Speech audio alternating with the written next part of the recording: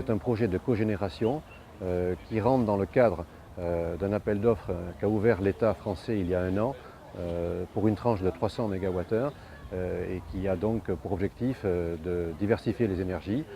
Et là, il s'agira de vendre de l'électricité à EDF. Alors ce projet, il est à Lac.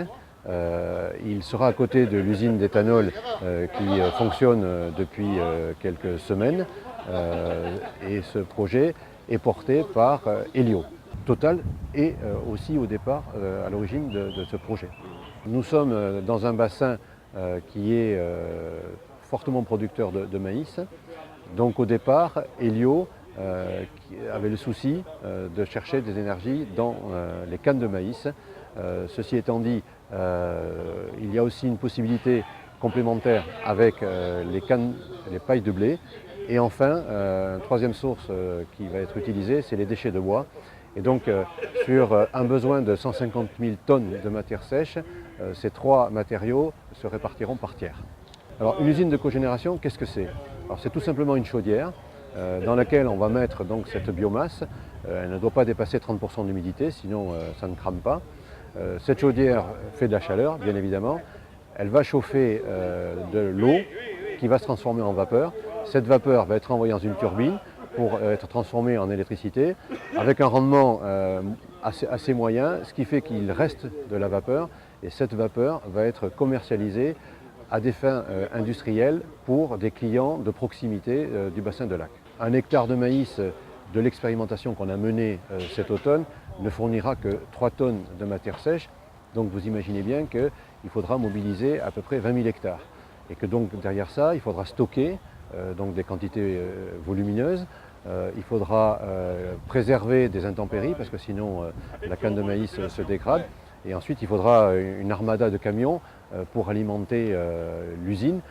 Cela peut être de l'ordre de 20, 30, 40 camions jour pour alimenter cette usine, qui aura une faible capacité de stockage, le stockage se faisant en amont, soit chez les entreprises de travaux agricoles qui ramasseront ces cannes, soit les agriculteurs.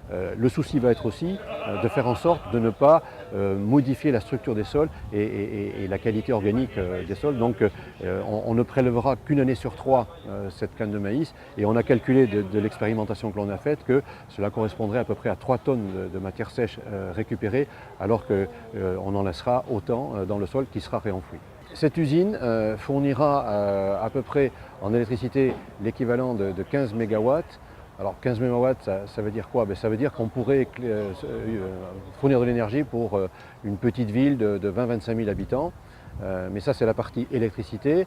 La partie vapeur c'est le double, si vous voulez, qui sera vendu à des industries chimiques. Il y a Arkema, l'usine d'éthanol qui est à côté. Et pour situer l'importance de cette usine, elle fournira le tiers des besoins en vapeur de toutes les industries implantées sur le site de Lac et que fournit actuellement Total. Le fait de vendre cette vapeur par rapport à un bilan énergétique est positif et en termes de CO2 également, puisque on a calculé qu'on allait économiser, de par cette production de vapeur, à peu près 130 000 tonnes de CO2 sur le site de Lac, ce qui est tout à fait bénéfique et qui améliore aussi le rendement éthanol de l'usine qui est à côté. Il faut savoir qu'en France, il y a une cinquantaine de projets qui ont été déposés. Et sur ces 50 projets, on sait que par leur puissance, la moitié seulement seront retenus, donc il y aura une sélection. On pense que notre projet a toutes les chances de passer parce qu'il a une diversité d'approvisionnement qui plaît. Il a un rendement important et il correspond à un besoin industriel. Ce sont les industriels qui ont poussé ce projet, ce ne sont pas les agriculteurs. Et le résultat, on l'attend, peut-être que fin de semaine, peut-être que la semaine prochaine, l'État donnera le résultat de l'examen et donc les candidats reçus dont on espère bien faire partie.